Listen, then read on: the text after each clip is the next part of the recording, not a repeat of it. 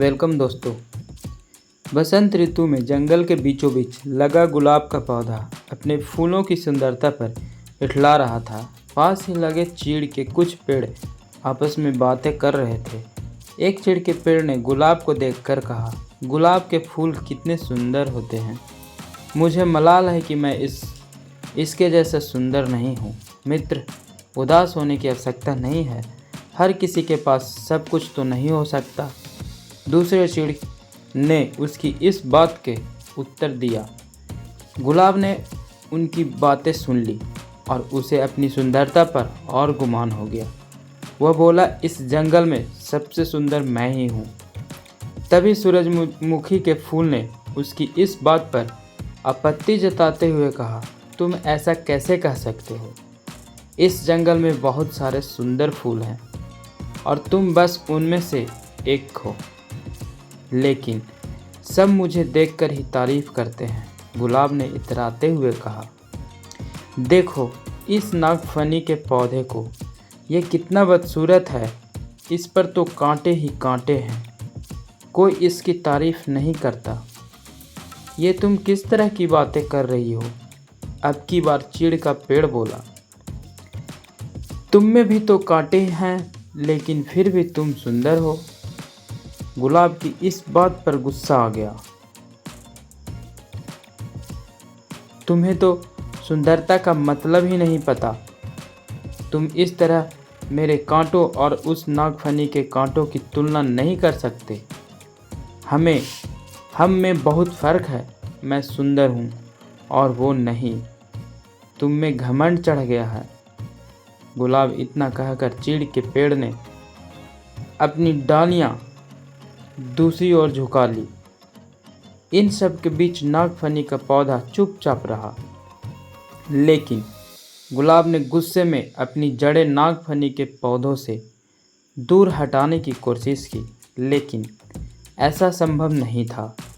कुछ देर प्रयास करने के बाद गुलाब ने चीढ़कर नागफनी के पौधे से कहा, तुम एक निरर्थक पौधे हो।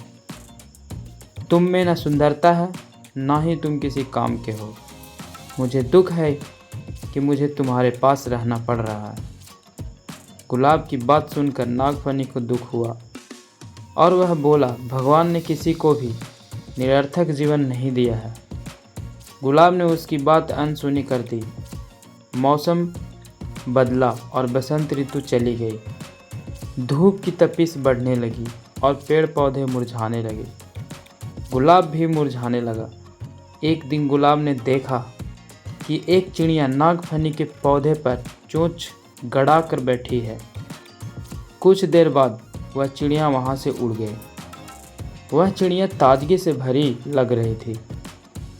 गुलाब को यह बात समझ नहीं आई कि वह चिड़िया नागफनी पर बैठकर क्या कर रही थी। उसने चीड़ के पेड़ से पूछा, ये चिड़िया क्या कर रही थी? चीड़ के पेड़ ने कहा, ये चिड़िया नागफनी के पौधे से पानी ले रही है। ओह, लेकिन क्या इसके चोंच गड़ाने से नागफनी को दर्द नहीं हुआ होगा? गुलाब ने पूछा। अवश्य हुआ होगा, किंतु दयालु नागफनी चिड़िया को तकलीफ में नहीं देख सकता। चीड़ के पेड़ ने उत्तर दिया, ओह, तो इस गर्मी में नागफनी के पास पानी है। मैं तो पानी के बिना सूख रहा हूँ। गुलाब उदास हो गया। तुम नागफनी से मदद क्यों नहीं मांगते? वह अवश्य तुम्हारी मदद करेगा। चिड़िया अपनी चोंच में भरकर तुम्हारे पास ले आएगी।